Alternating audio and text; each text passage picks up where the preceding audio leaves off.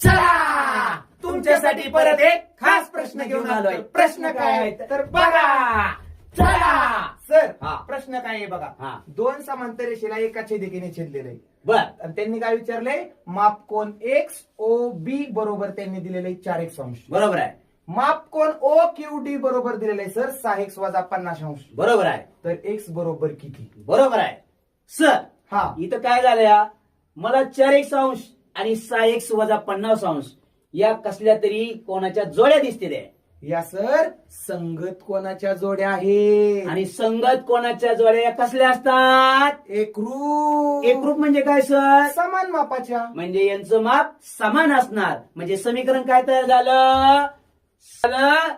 6x वजा 50 बरोबर 4x झालं का? हो. आता इकडे 4x अधिक आहे, इकडे आल्यावर काय होईल वजा, आणि इकडे वजा 50 इकडे आल्यावर काय होईल अधिक. म्हणजे पुढचं समीकरण 6x वजा 4x बरोबर 50.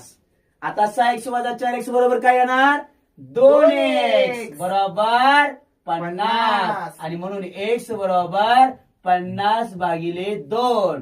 आणि म्हणून x बरोबर भाग राहिला, उत्तर आलं x बरोबर 25. म्हणजे सर दिलेल्या समीकरणामध्ये x ची किंमत किती आली? 25.